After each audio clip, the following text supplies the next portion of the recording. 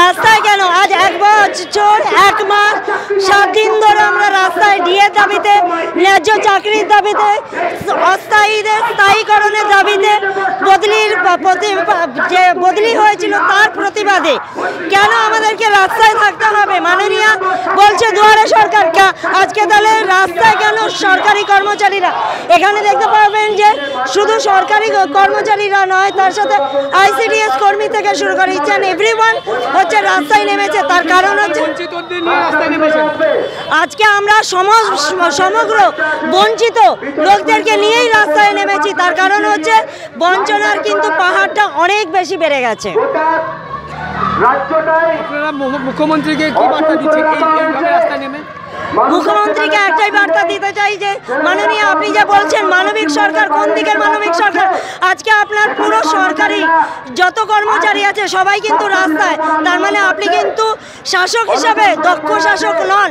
আপনি যদি রাজ্যটাকে শাসন না করতে পারেন তাহলে ছেড়ে দিন, কিন্তু এইভাবে অপশাসন করবেন না।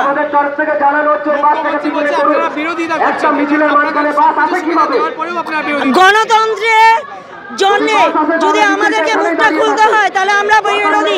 উনি যে যখন বিরোধিতা করবে তাকেই যদি বলে বিরোধী দালাল, তাহলে তো আমরা মানব না। আমরা কেউই বিরোধী নয়, আমরা কিন্তু ওনারই সরকারি কর্মচারী। উনি তো রাজনীতির গন্ধ দেখছেন এখানে আপনাদের। উনি তো সবই কিছুতে সব রকমের গন্ধ পাবেন।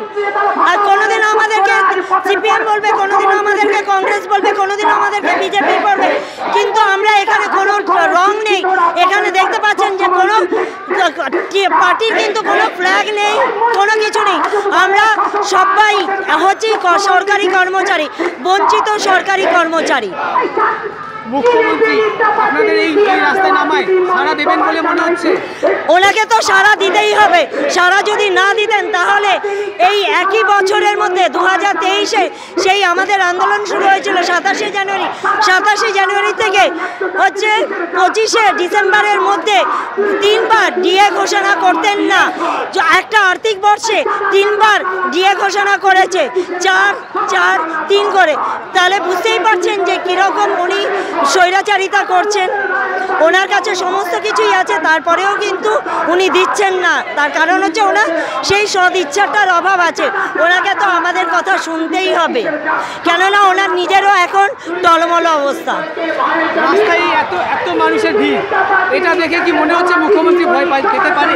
মুখ্যমন্ত্রী ভয় পাচ্ছে বলেই হচ্ছে বিভিন্ন সময় বিভিন্নভাবে হচ্ছে আমাদের এই আন্দোলনকে আটকানোর চেষ্টা করছে, বিভিন্ন সময় বিভিন্ন নোটিশ জারি করছে। ভয় পাচ্ছেন না কেন? এত ভয় দেখাচ্ছেন। আমরা তো ভয় পাবো না, তার কারণ হচ্ছে আমরা আমাদের যোগ্যতায় চাকরিটা পেয়েছি। কোনো চিরকুটে কিংবা কোনো ঘুষ দিয়ে কিংবা কারোর দালালি করে কিংবা কারোর চটি চেটে আমরা এই চাকরিটা পাইনি। এই চাকরিটা আমরা আমাদের নিজের দক্ষতায় পেয়েছি, সেই জন্যে আমরা ভয় পাচ্ছি না।